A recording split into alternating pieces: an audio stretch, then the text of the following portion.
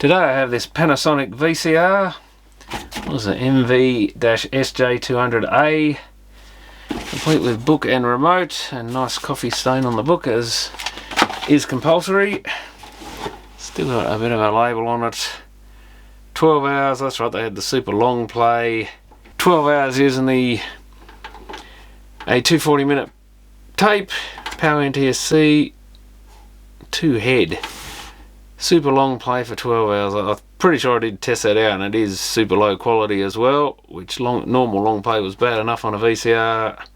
Super long play is getting to your time-lapse video type standard, because that's pretty much what it is. So it does PAL NTSC, PAL and NTSC 3.58, 4.43. So it does actual NTSC recording as well as playback. But these were not a particularly great machine. I'm not a fan of this era stuff. This one I saw for $10. And I thought, what the hell, I'll have a look at it. Haven't seen inside one for a while. Didn't ever really want to see one of these again. That might actually have one of those nice little combo modulator things. Made in Malaysia. Not sure when these exactly came out. I guess somewhere around the year 2000, maybe a little bit later. Let's see if the remote has anything in terms of copyright dates or anything. Probably not. They used to like to hide the dates of everything for some reason. I guess because they were in retail stores, they didn't want you knowing if it was a bit old, because someone would probably complain and say, oh my god, my VCR's out of date, I want my money back. So that's why I think you never see dates on most of this stuff. Dear customer, may we take this opportunity to thank you for purchasing this Panasonic video cassette recorder, sorry.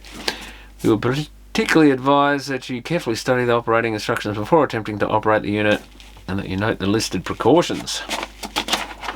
Yeah, all the precautions. Does anyone really read all that? Positions of controls and components, important. First precaution, recording of pre-recorded tapes or discs or other published or broadcast material may infringe copyright laws. As this equipment gets hot during use, operate it in a well-ventilated place. Do not put in a bookcase or similar unit, e.g. television unit, I guess. But I don't think they got that hot. What are the specs? 16 watt power consumption. God, is that how little they draw? 2 heads, helical scanning, power standard play, long play, extended play, NTSC, SP, EP, VHS, EP 720 minutes, 60-second fast forward or rewind time. It always seemed to take forever. I think they were pretty fast, these later ones, which is probably why they wore out so quick, because they were very plasticky machines. Making a copy before requesting service. On-screen display messages. Oh, that's right, these had, I think, a blue and white on-screen display. And that's so long since I've seen one of these, and I really wasn't a fan of this era of repairs. Yeah, the head's been up there and looks like it's actually on. CVC, I'm not sure what that means, but I'll just hook into the AV outputs. This won't receive anything, of course, because it's analog tuner. AV1 in and out, and just mono, so it's pretty basic standard machine. A lot of people still had a mono TV even back then. This is sort of prior to the big flat screen TVs era, and a lot of people just wanted a basic machine to do the job. TV's turned off. And does this have anything under the cover? Oh, it does. There you go. Some functions may not be applicable to your VCR. Often the case. You're in VCR mode. We've got any batteries in this thing? Oh, still got batteries in it. That's a bonus. Got free batteries. Yeah, maybe these will Energizer Max, so they might actually be good batteries rather than leaky ones. Though I think it is the Duracells that are the ones that are leaky in America or something. Not sure we have as bad ones. So, television's decided to completely go off. See if we've got a picture on the screen. Well, we've got snow through AV, I believe. Where's our... If we're gonna, I thought these came up with an OSD. Is it on? Definitely on. Well, that's not too promising. Video out for sure.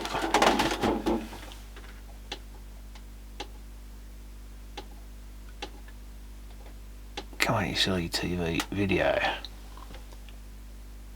I've got snow, so I guess that's coming through this thing. Yep.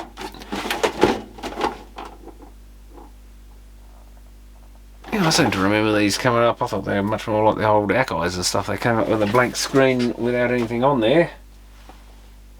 Oh well, I guess I'll try taping it.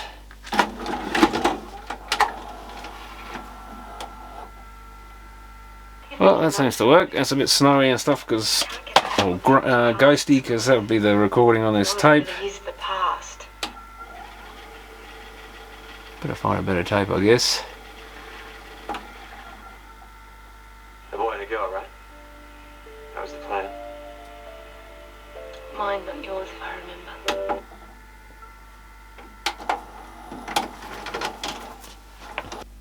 I'll have a look inside this thing from memory. I think these are called a Z mechanism or something. I do have a K mechanism here somewhere, which I wasn't a fan of them particularly. They used to break a lot. Very plastic Mech, and these are an even more plastic Mech. I do remember having to repair some of these ones. I think the master cam broke in them or something. Yeah, this looks very familiar. Definitely had that thing out of them. Yeah, these don't have the K-Mech had the big plastic plate underneath that used to break. These, I seem to remember some reason these things failed. Now some of it can be down to the consumer, of course. I even had one from a video store, a Mitsubishi late model, would have been a similar age to this, and someone put just a videotape in it, and I think the brakes were jammed. It was actually a faulty tape from the video store, and the brake mechanism inside had jammed, and because of the tension when it tried to lace the tape up, it actually broke the master cam in it, and you couldn't even get one for it. So that was a throw it in the bin job. They had to get him a new VCR, or I think they gave him a free DVD player or something instead. But that's how flimsy a lot of these machines were. They were pretty dodgy. Any date on anything? Probably not, but that's a nice little tuner pack there. Almost worth buying for that, although that's got an awful lot of pins on it, more than the early ones. So that might have the whole front end in there beyond just putting out a composite video output by the look of it. And that's why there's so little electronics in these things. That's probably got the full colour decoder and everything in that these days. Oh, in those days. What have we got? An STR F6552, I think. I think the power supplies were pretty reliable in these, but I remember fixing a few of these Mechs, and that was getting towards the time when I was getting out of this stuff anyway. But definitely, I think that's held in with a plastic. My memory, what's coming back to me is a sort of metal, press-on metal fitting, I think, to get the master can to stay in there. Some could be wrong about that, but I think that was these machines. You tend to remember them once you've had them apart a few times. I think you lift that motor off. Even that's just mostly clipped in, is it? Might have a quick look at it, because I can't resist looking at one for old time's sake. That was the main reason I got this thing. Even though I don't have any particularly good memories of this era, they were just sort of plastic junk. Not really a lot to fix in them anyway, and most people wouldn't spend much money on them. So it was kind of the end of the trade era, where VCRs really weren't much of a viable thing to fix anymore.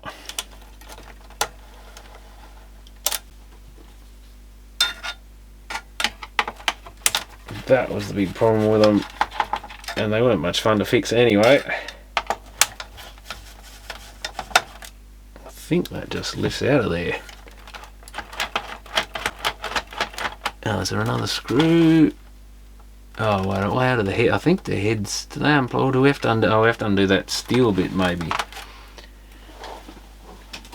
Surely not. They had some weird ways of building these things. Yeah, I think the heads plug in. Do we take that off? There's something funny about this. I think we just push that out of the way. That was it.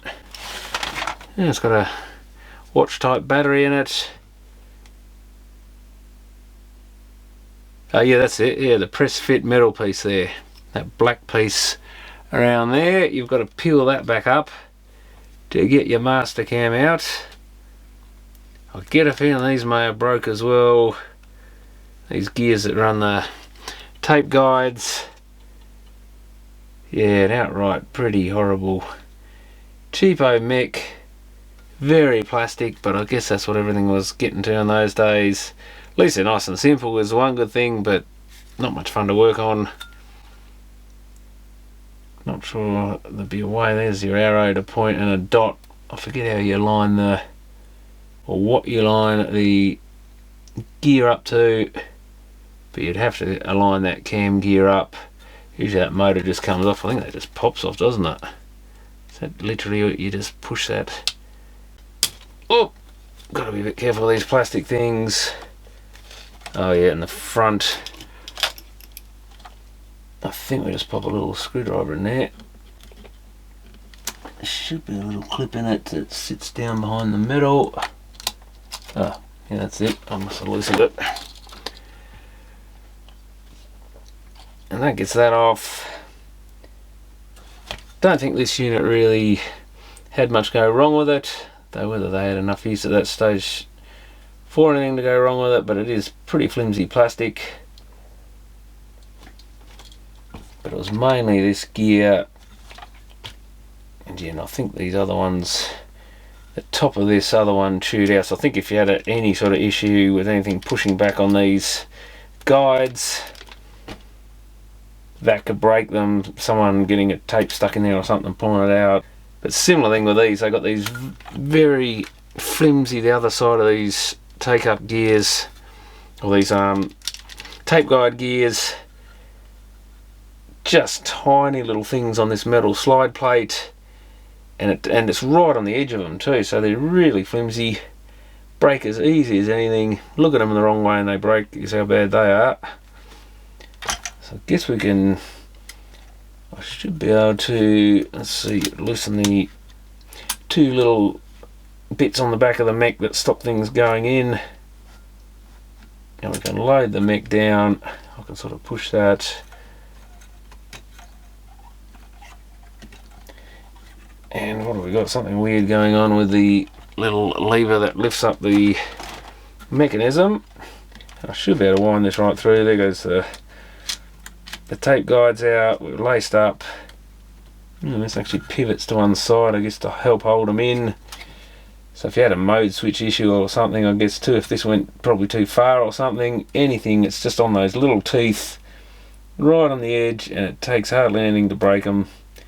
And I know I definitely replaced some of those. I know I replaced these gears, and I'm not sure the reason why they used to fail. I can't remember now, but I know that they did, because I did, even though it was kind of the end when I was going to shut my business down, I did end up working for another place, but I only did CRT TVs there, so I didn't really see the VCRs. But I remember I actually gave the place I worked to a couple of these that I had written off, because they were still handy for parts then. But I did definitely get some of these into my shop. I remember fixing a few and ordering these gears, and it looks like that might actually, the ejected position might be our alignment, because we've got these, there's a little arrow thing there molded into the plastic, and we've got two holes, and that's it. They line up with this. When you're fully out, they line with this little slot in the bottom. And what else have we got? We've got to line up, oh yeah, I think this is another alignment point. There's the arm here which slides the big plastic bit, which in turn does all the tape guide gears and stuff, and to do all the brakes and probably the idler position and stuff. And that has looks like a hole straight down through the chassis. Well, it's under the caps of the motor, you can't see it, but there is a hole. By the look of it there, I can see that lines up. If we move that in, We'll have to release these little tabs. Yeah, when you do it enough. They love catching these ones. They made them extra for some reason, I guess to stop kids putting stuff in there or something. Made them extra difficult.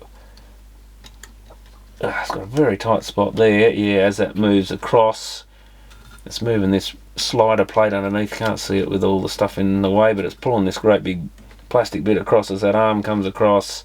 And the little hole there's gone out of alignment. It's just got metal behind it. But yeah, that little arm as it comes across, this whole plate slides, and that's the bit in there somewhere that lines it up. What else have we got here? There's a little dot. Yeah, it's not really in the most obvious place. There is a way of lining that gear up. I don't know if it's something to do with the first tooth. You just pull a little piece there and the whole thing slides out. I don't think I'll bother. Oh, we can see where there's a arrow there, a particular little tooth, a little chunk cut out next to it. So they obviously line together.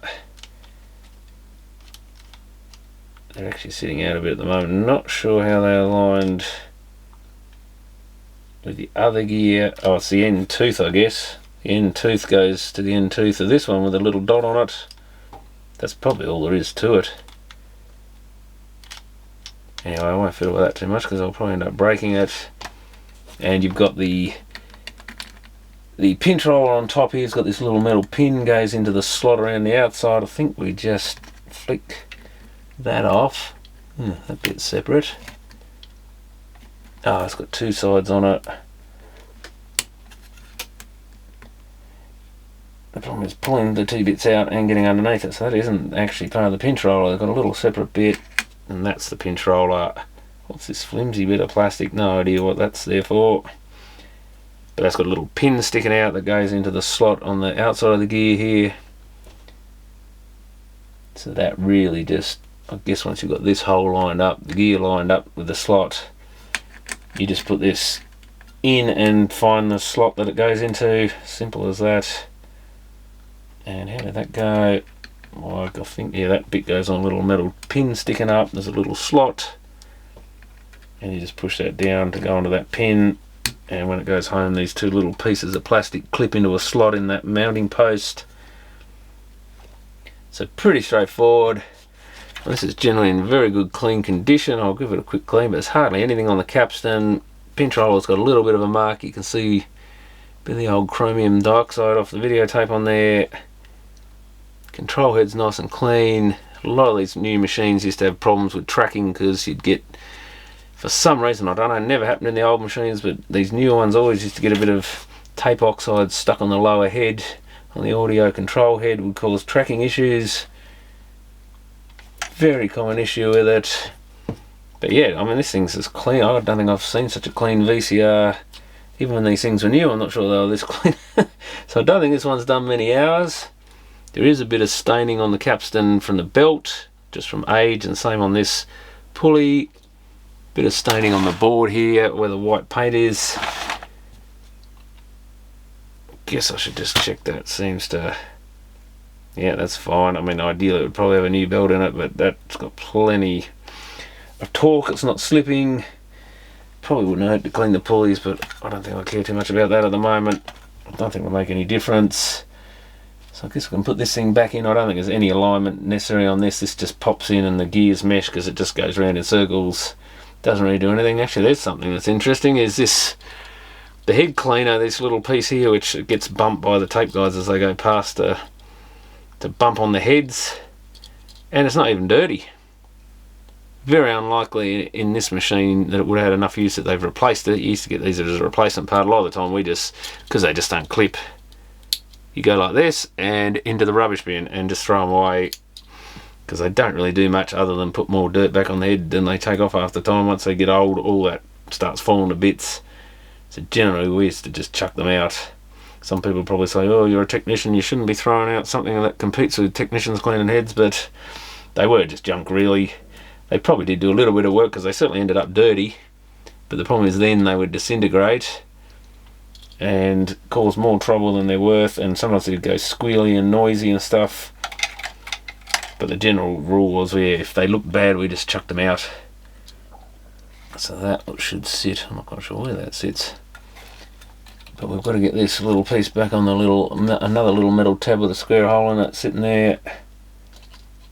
And the other two in the back. There's a little pin thing here, I think lines gets in there. If we put the front one on first, just make sure that cleaner's not pushing on the heads or anything. Heads are in a different position, yeah, once you get it in place. Little cleaner sticks out. And I probably can't really turn the Mech now to see how it operates, but we can have a look when I put a tape in there. It does have a little bit of dirt on the back of it there, but it's pretty damn clean for one of those. I guess they probably only get hit in certain spots potentially, but with the heads, although they should pull a bit off, but there's nothing on that drum at all. Maybe one little dot around one of the heads. This machine's very low hours, I would say.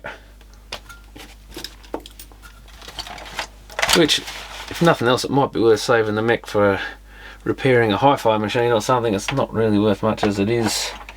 But I did want to have a look in one of these when I saw a cheap one off from these.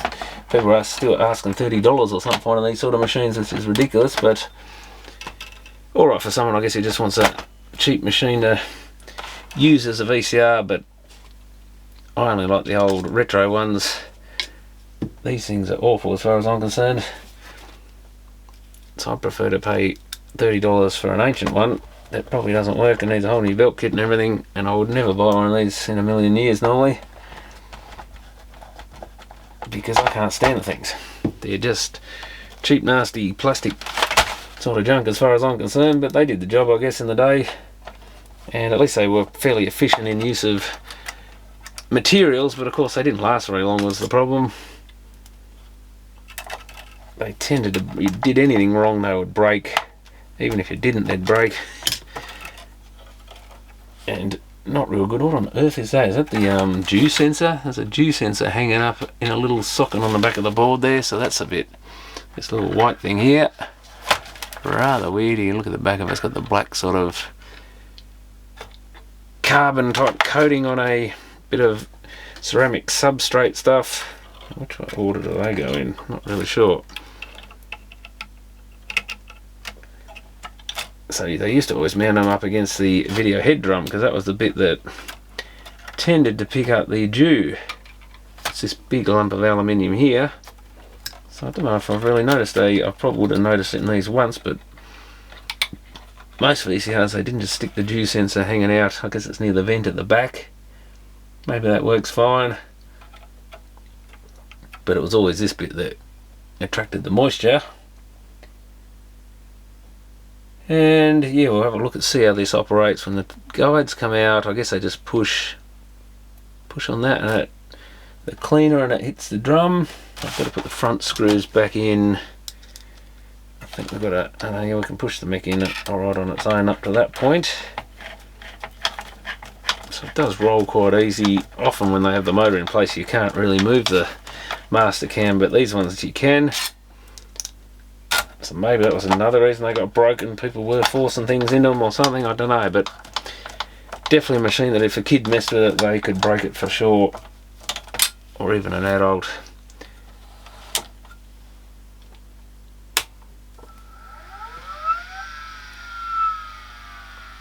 It's a little noisier than I would have thought. It's certainly making a bit of noise, that drum. Yeah, I've got to find where the buttons are. Is that power? That would be power, I think. Oh, yeah. Let's have a look at this little cleaner bit here and see what it does.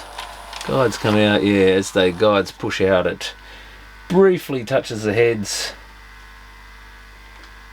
and come on, these you can't work out what you're doing without the front on them. Ejector's right over here amongst all these other buttons. There. When we spit it out, yeah, briefly touch the heads again. Doesn't really make much of an effort of touching them.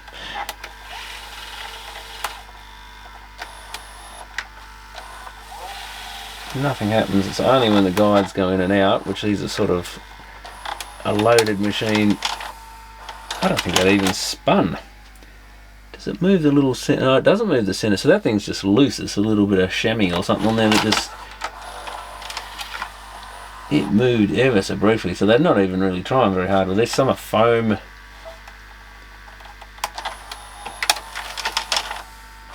Yeah, it's just the briefest touch, and I don't think it really does much. I would hope it would move, so maybe it just sits in the one spot and barely moves. Usually they rotate so that they get the dirt right around them. And usually they contact for a bit longer, but that doesn't do a lot. We've got a little bit coming off the drum around that area. I mean, these old tapes I'm putting in probably don't help. There's quite a bit of stuff coming off. So the heads certainly aren't mint. Yeah, quite a bit of black stuff, and that's just off the heads. Don't think that needed a clean, but we'll give it one. Give the guides a quick lick of metho.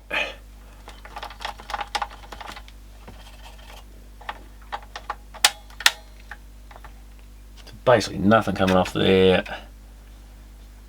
Do the lower drum, just moving the heads out of the way as I go so I can't break them. Yeah, it's definitely just got the two heads 180 apart.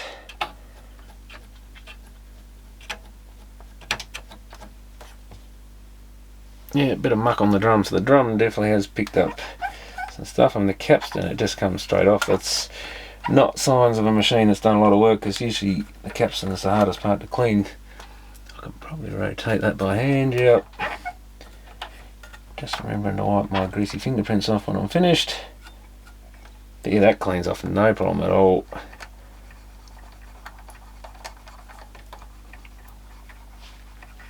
And I do have the power off. It's usually best with these loader machines to have the power off, because just putting your hand in here or something will try and make it load the tape in or something and jam up the mech. Not that it'll break anything normally, but it's better not to do that. But we do have some dangerous sort of 240 volt stuff, bare fuse. That capacitor can could be live. There's no heatsink in this at least, but that whole area in those white lines is live, so you're normally best to turn these modern ones off, because you're working right next to the voltage stuff. Some of the older ones you wouldn't even bother while you're giving them a service. And of course we've got a little lever here, so lift your door up when you put the front back on, or when you go to eject the tape, it's just going to come up and crash into the door, and again you're going to jam things up, which probably won't break anything. It'll just time out and load back in, but I don't like doing anything that strains these sort of mechs at all, just because they're so sort of plastic. Even though they shouldn't break anything, there's a risk they will, because they're very, very flimsy. Hopefully the heads are dried. It's a pretty warm day today, so... And I think that was a tape with nothing on it. I hope it was.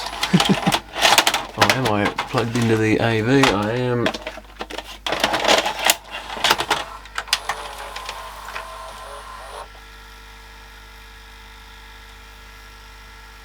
No, that's the one with nothing on it. Oh, I did fast forward the other one, didn't I? So McLeod's daughters might have disappeared.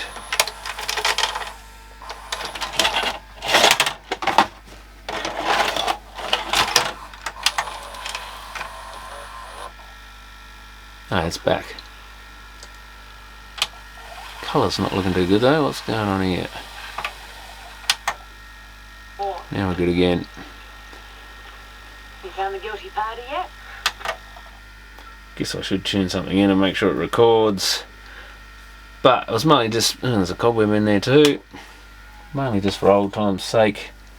So we turn it off. It stays laced up. Probably if I turn it off at the power it would have, yeah, should have unlaced. Let's try it.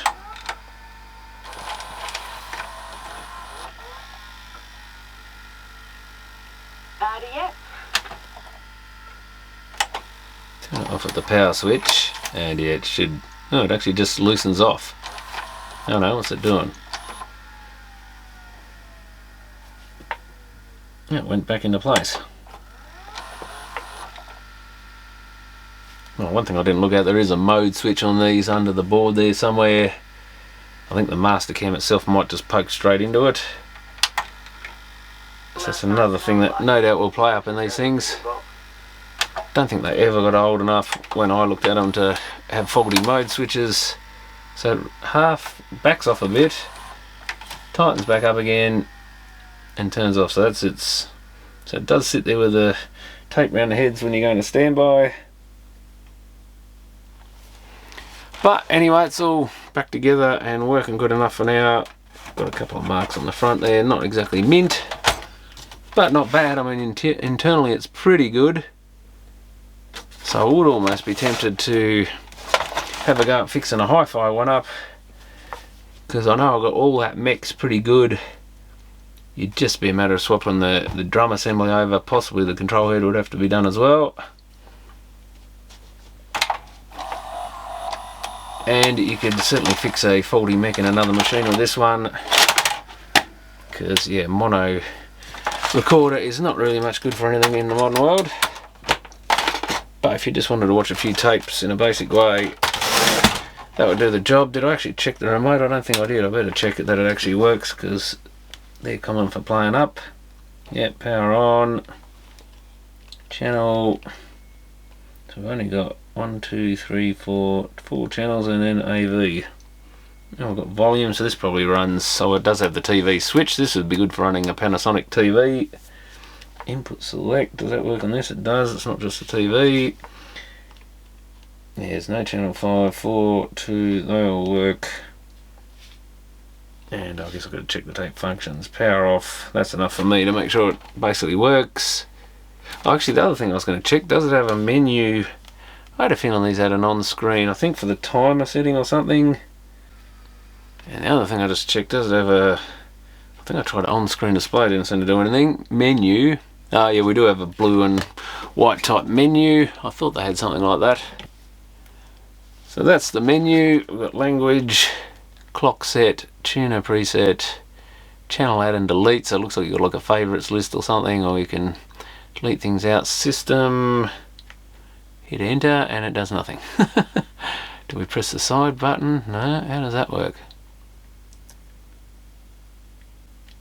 So how do we select something is the next problem. Language, enter, oh, so that works. Looks like we've got some sort of Arabic type thing and Russian or something similar. Menu, I guess, goes back. Clock set. So year 2000 would give you an idea when this thing was made, or at least designed. Just got away from the Y2K bug by the look of it. Not that that seemed to affect anything. Or maybe they put that in there because of the Y2K bug, but if it starts in 2000, I guess you'd assume, oh, we can go in the 1900s. You'd assume it was made around that time. They definitely came out that sort of era. Oh, it gets rid of menu completely. Channel 3 clear off, country Australia, auto tune, search fine. Well, we won't be able to tune anything in unless I hook up some sort of analog signal, which I will get around to distributing a bit of that through the antenna system one of these days. Actually, what other country options have we got would be an interesting one. New Zealand and Australia, I thought it would probably be that. Not much choice at all. Basically the same thing. Hit that and it disappears. What was that? Channel add and delete. Well, I guess if there's nothing in there, maybe that's the problem. System, enter, and it just goes away. Option. Oh, I hit menu, that didn't help. Tape select. Oh, you can tell the type. Don't know why you tell the length, but maybe there's a reason. NTSC input select. Playback select on Power TV. Okay. Converter off, power save off, direct record off. I guess we could have a look at, what was that one? Tape select. Why would we want to tell it? And this is the problem, I normally never saw the operating manuals, so I never knew what some of these features were, or maybe I only sort of learned them if I needed to.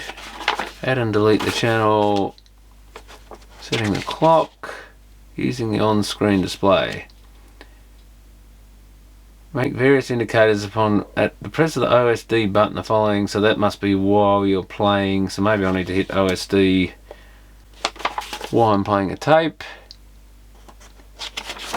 Oh, here we go. It just turned itself off, I guess, because it timed out. Select the corresponding video cassette tape length to display the approximate...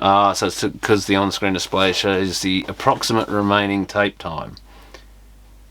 So it gives you some sort of guesstimation. It's the sort of features I never had anything to do with most of these because I had no reason. It's only someone who owned the machine would care about that sort of thing. Tape running, yeah, we've got the little triangle up. But we can, yeah, show our... if I point it at the machine would help. Fast forward. This old tape's losing sync pretty bad. And you can see even there it's losing on-screen display sync. So it's got no hope with snow. We've got present time counter. So is that a different OSD display maybe?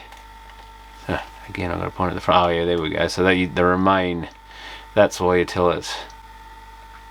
I'm not sure what that other one is. Oh, that's the timing. Oh, so that's a guesstimated time in based on an E180. Time left. Was that 2 hours? Well, 2:39. I think that's 2 hours 39. So 180. Oh yeah, of course that's a 3-hour tape. So that would be correct. Index search. So it does have an index search function.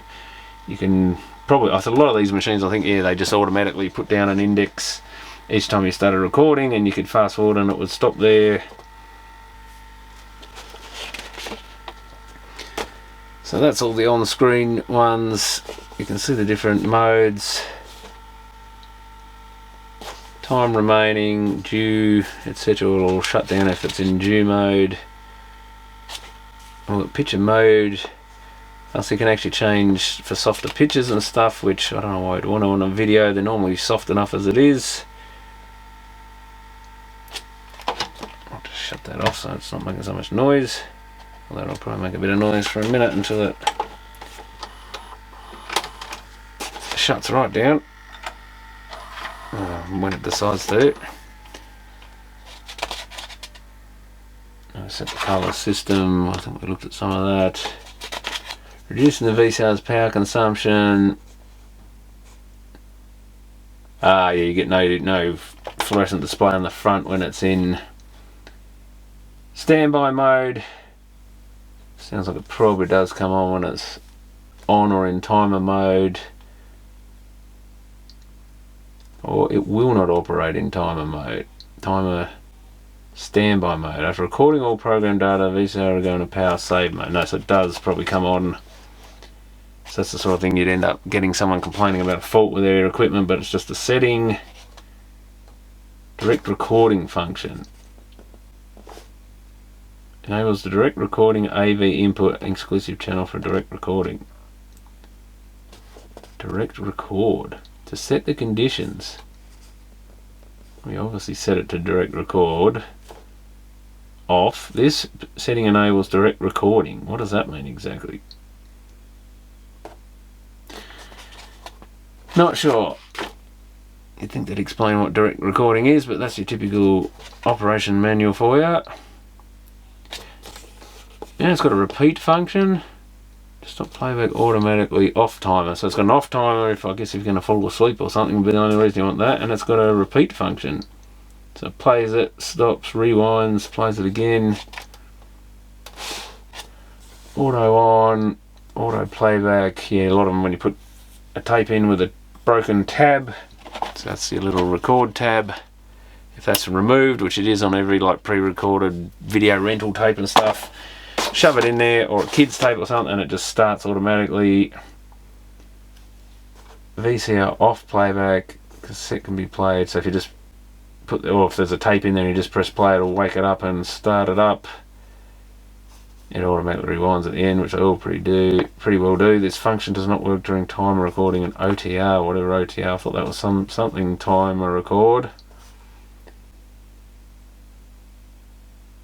When the VCR is switched off, an inserted cassette can be ejected just by pressing eject. In other words, you don't have to press it on and then eject. When the VCR is off, starts intro jet scan of inserted cassette by pressing the search button. Oh, there you go. I didn't know it had that feature, but I don't think you'd ever really want it. I'm not even sure why you would want to intro jet scan it, but there must be something about that. To immediately record the same scenes of program that you're viewing on the TV. Oh yeah, so that's why it's direct recording rather than going through its tuner, which could be switched to any channel. If you happen to be watching television and it's got, I guess, a composite out, if you hit that, it'll record whatever the TV's seeing rather than going to its own internal tuner.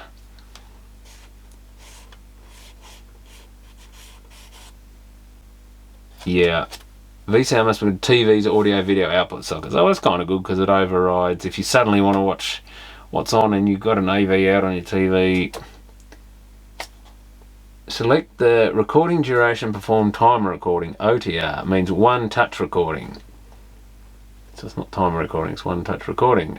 And it's called this way because you can start recording and selecting the recording duration by repeatedly pressing. Oh yeah, or you can just, that's a good feature. You can just go bang, bang, bang, I want 60 minutes. Goes in a record, you've got 60 minutes, you don't have to set the timer and all that sort of thing. Start recording immediately but need to go out or want to go to bed. After select the recording durations elapse, recording stops and it switches off. Yeah, nice, is a useful feature. Stop the OTR recording, press stop. Obviously works during normal recording. When the tape reaches end during the VCR will turn itself off if it hits the end. 4-key programming off for timer recording. Everyone's favourite thing to not ever learn how to do, but you would think this would be a G-code, but I think G-code might have been dead by this time.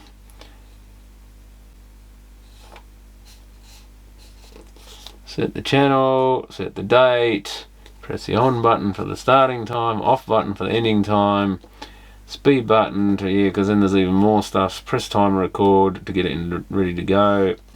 So a lot of people never learned how to do it, probably easy with these on-screen displays. And yeah, if you want to, if it's in standby mode or timer mode and you want to use it for something else, the problem is you've got to take the tape out. They used to lock it so that you didn't, otherwise if you take the tape out and then don't put one in with a record tab and blah blah blah, it will not record. So it was kind of designed to make sure no one messes with it and either leaves the tape out or puts the wrong tape in there or whatever. That's why they used to have like a mechanical switch on the front, would go into timer mode and lock the whole machine down and wouldn't do anything till you turn timer off again. Daily timer recording from external AV source. That's pretty good that you can do it, because I think there's some, would they do it for an AV source? Not sure. A lot of them you had to set the tuner to a particular channel, I think, but program a timer recording of a TV program until its end. Oh, if it doesn't think there's enough, this function automatically changes the tape speed, so to make sure it's recorded. Oh, well, there you go. So if there's not enough tape left and you tell it to record in that 1 hour program, it'll go to a poorer quality LP, EP type mode. Speed auto change function off, so you can actually tell it to do that. Cancelling a timer program. To find the beginning, oh yeah, so the index search system. Record special signals on the tape every time. That's what I thought they did. Every time you do a recording on this machine, it puts a thing to notify itself so it can find that beginning of that recording. Automatically recorded. Conditions for correct operation must be stop mode. And it must be at least 5 minutes between signals, I guess, between indexes. Press the index button that corresponds 28. Oh, index. Is that something to do with, well, that's just a normal, oh, maybe it's not. Yeah, that's the normal fast forward, so I guess you press that, it goes to the next. What is stuck on that thing? Goes to the next one. Press the index button twice. For example, if you search, so you can actually already go, tell it to go to the second one. So it's got a few functions that for some people probably learned how to use them and could actually remember what was on there and all that sort of thing. Well, I guess in theory, if you've got a tape and you've got on your label, you could just write down which programs, If you looked at a list of several programs on a 3-hour tape, you could just go bang bang 2-3 times and it will go to the third one.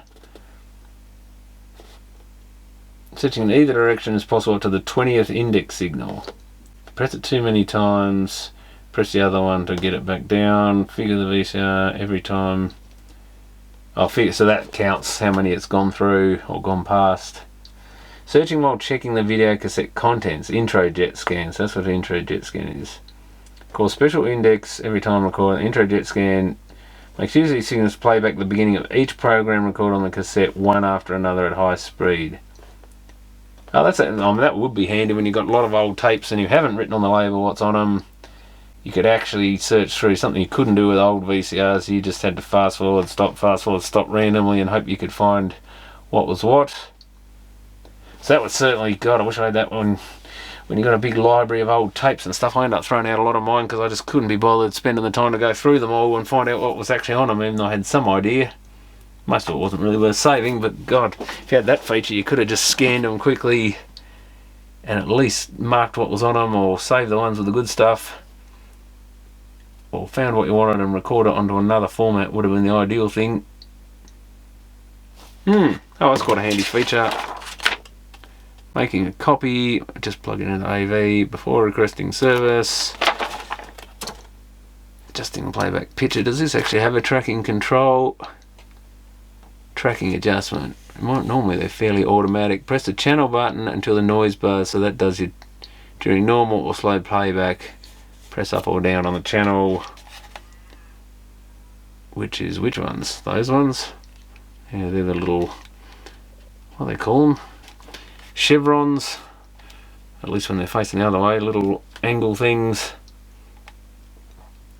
Press the channel to return to auto track. So you can manually do it and then you just press them simultaneously and it should go back to auto. Probably if you eject the tape does the same thing. Still scrolls up or down during playback to that. Certain tapes may not be possible to adjust the tracking if it's really out from the previous recording. Dew forms. The VCR is in a room where the heater has just been turned on. Steam or high humidity. Brought from cold surroundings into a well heated room. That was the usual thing. Get it out of your car after getting it fixed or something on a cold night. Bring it in a nice warm home, plug it in, and then you've got a nice dew light. When dew forms the VCR, the dew indicator on the display flashes, so you get a little D in the segments, and all the function buttons are made non-operational to protect the tape and video. Because yeah, basically if you poke the tape in, I guess I should do a demo of it sometime, and it hits a wet drum which is spinning at that sort of speed. As that tape comes up, it'll stick to the upper drum, the moving part, and it'll just rip it all to shreds or wrap it all around everywhere. Do a major chewing job on it. I say, I guess I should try doing that sometime. It's kind of fun to watch. Usually it's when you clean the heads and you haven't let the metho evaporate. That's usually when it happens. So I have seen it a few times when I've been a bit too quick. But that's about the only time you'd normally see it. But of course, yeah, people did occasionally move them from cold to warm places, especially your customers when they got them home after getting them fixed. Sat it in the car for half the day and then go into a nice warm house and then ring up and complain that the dew light's on, but or it wouldn't run, and that's usually what it was. Now the other thing I was just going to quickly do, the problem is I don't know the condition of these tapes, and the big hassle with a lot of these machines, let's see what it does in Rewind, is they leave you the tape around the heads. So at least an old machine, if you had a damaged tape, it wouldn't matter. Whereas this one, that's one of the reasons the heads probably are a little dirty in this, is it picks up every bit of dirt because the whole tape goes past. But they are quite impressively quick for memory. Good way to check tapes for damage, I guess, is put it in one of these things. They probably would actually make quite a good tape rewinder as well, because they are rather fast by VCR standards, and they slow right down when they get to the end like that. That tape's a bit damaged there. I think I can see a little bit of wrinkling.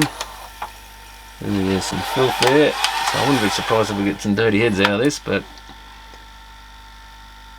I don't know, that's running. Let's see roughly how long it takes. I think they said a minute to do a tape.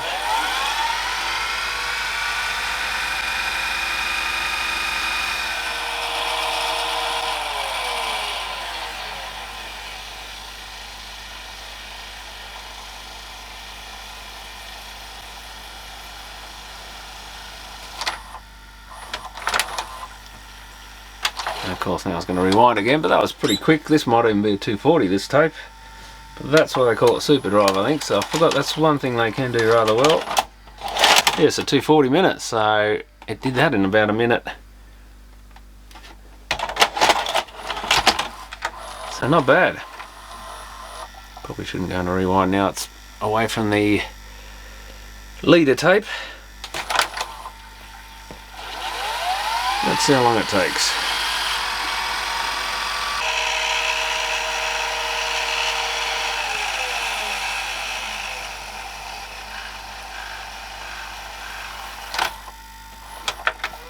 So about 1.5 minutes for a 240, so that's not bad. So another thing I was thinking is, I think Super Drive was also on the K mechanisms which came before these. And I do have one lying around here somewhere which I've got no idea what the condition, other than it supposedly doesn't work. And they were nearly as plastic as these, but a little bit more solid in some ways, but they did have a lot of problems. So I might see if I can get that one going, and maybe we'll do a comparison between this Super Drive, the K Super Drive, and maybe a G mechanism as well, and just see what the difference is. I probably haven't got an older machine. If I get that other hi-fi one going, we could maybe compare it against that one. And we'll see what sort of speeds we get, because I have no idea how long it normally takes to rewind a tape, but I'm pretty sure these were a reasonable amount quicker, but they at least sounded quicker, so whether they really were, but I think these were up there, probably faster than your average tape rewinder. So I guess if you've got one of these with a good mechanism, even if it's a mono useless machine like this, they've still got potential to be useful. Ooh, that doesn't work. Why doesn't this tape go in? Interesting, got an old video store tape here. Oh, it went in now. Didn't sound too happy about it, bit of a clunk. See what the Lord of the Rings looks like on a better quality tape. Though we don't know how much of a caning this one's had, if it's an ex-rental. Yeah, the picture certainly doesn't look the greatest on the startup screen. Village.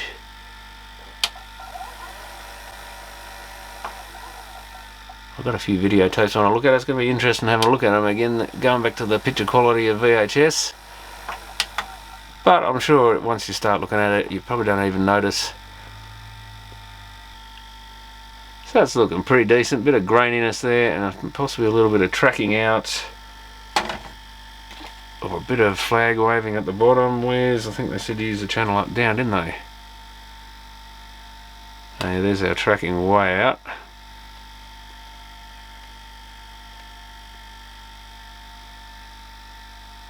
It's definitely coming out a bit at the bottom. LCD doesn't like it much. Yeah, not the greatest. Yeah, a little bit of flaggy waving, something going on down the bottom there. Maybe that's the LCD TV, it's possible. So I think we'll put this one back together, and if nothing else, it's a great rewinding machine. Probably not so fast when you're only just slightly into the tape. Yeah, it's getting up to speed.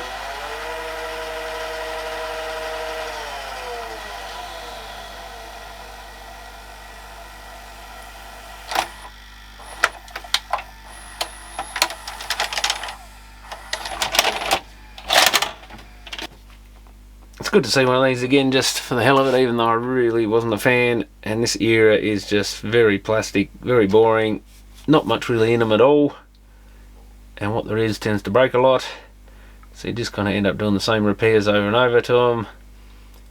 But it is kind of the last era of VCRs. If this is somewhere around the 2000 era, they weren't around for much longer after that, so certainly the end of a long era of the national Panasonic range. Kind of ashamed to see them end up like this after some of the brilliant machines they made in the past, and some of the way overly complicated ones like the G-Mech. Now, they were a pretty good video, but until you had to fix them after someone forced a tape out of them or something. But yeah, these unfortunately very short-lived, most of them, and not really worth fixing a lot of the time, especially a machine like this. By the time you put all the parts in it and fix it, it probably didn't cost much more than the repair cost, or you'd be up at least halfway to the price of a new one, I think, by the time you fixed it. So they weren't the most economical thing to get going. But it's a trip down memory lane. I might actually dig out the K mechanism I got here and see if I can get that going. That'll be a good one to do next, since I think they're also got the Super Drive badge on them. I think that's a hi-fi one. I wouldn't have bothered getting that if it wasn't. But they used to have problems with thick films and all sorts of stuff in the tuning sections and stuff in those things, which is a whole other problem. Electrolytic caps on these like ceramic substrates that are really hard to unsolder. So a few weird faults, but they had a big plate that slid under the deck that used to crack in those. They had a little coupling on the motor that used to break in them all the time. That was a nice easy fix. And I can't really remember what else used to go. Possibly the same thing with these guide gears breaking and stuff. But it'll be interesting to have a look at one of those. So I'll put this one back together now. Thanks for watching.